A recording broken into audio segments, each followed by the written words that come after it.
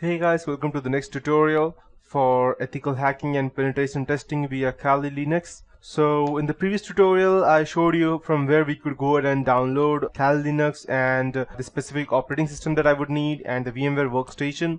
And if you want, you can also go ahead and use Windows XP or Vista. That is what most people use, but I would suggest going ahead and downloading Windows 7 as well. If you don't want to go ahead and spend money on going ahead and downloading operating system, then you can also anytime go ahead and although I don't support piracy, but still you can go ahead and download the Windows 7 activated versions on torrent, and you can go ahead and download them. You'll see a lot of these things, and I specifically state that I don't support piracy, but still, just in case, I too believe that all softwares should be free, so that's the reason I'm telling you that you can go ahead and download this. But this is just for your home purpose that I would be suggesting you to download. So once you have the Windows 7 version, and you might be wondering that why I am not asking you to go ahead and download the Windows 8. The reason being that Windows 8 and 8.1, though I am using it in my computer, it has a hell lot of bugs, trust me guys. And if you go and download that, then leave hacking behind.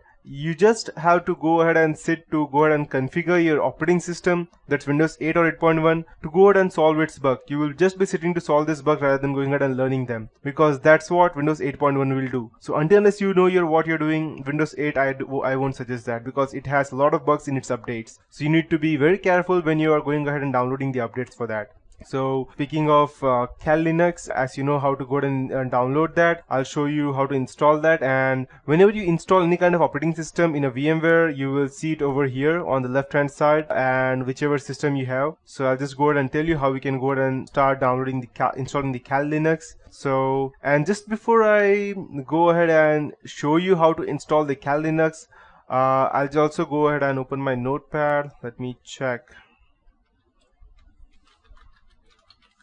Okay, so there are a few different ways as to how we can go ahead and install the Kali Linux. The first and the most important way would be, I'll just go ahead and note it down, would be through VMware.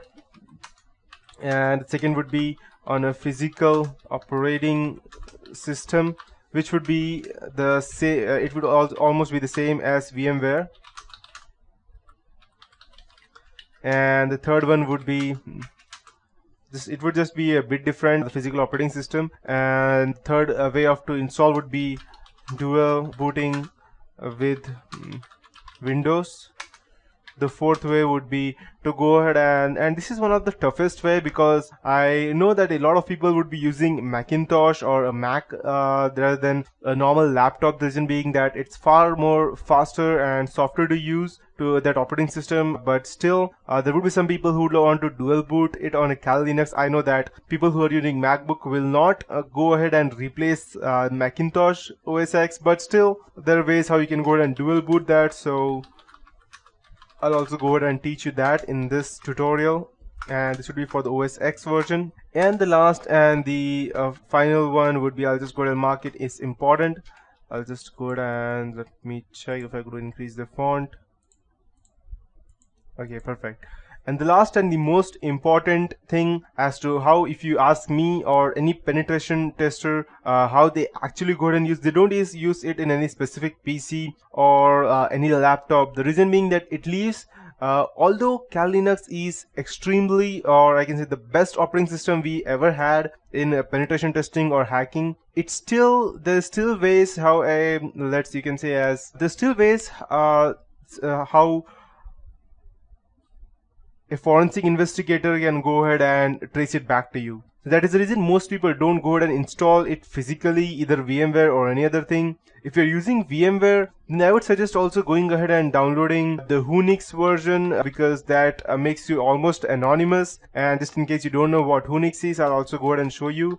It is an operating system which goes ahead and makes you anonymous when going ahead and, let's say, downloading something or browsing something, but still it depends upon how you go ahead and browse the internet, or someone can still trace it back to you if you're not smart enough. So, and I won't be teaching you how to install Whonix. It was just an example of that. So, but why go through all of this trouble when you can simply keep your physical operating system, Windows or Mac, the way you want it, and without interrupting anything no VMware or spending money, no physical operating system, no dual booting, anything, there is still a way how we can go ahead and use Kali Linux, and that is called as Live USB or Live Kali. That's what it is known as. And inside that we have again two different methods. That would be normal installation, or the second one would be the persistent way. And I would suggest going through the persistent way. The reason being that I won't tell it to you right now, but when I would be going ahead and teaching it to you, I will show you. And so coming back to the VMware, I'll just go ahead and show you how we can go ahead and install that. You just need to go ahead and click on the create new virtual machine, and we will be using the custom because we need to know exactly what we are doing. Next, it's a VMware Workstation 9. Perfect. So these are the limitations for this VMware Workstation 9. 64 GB memory, 8 processor limit, and 10 network adapter limit, and 2 TB hard disk size.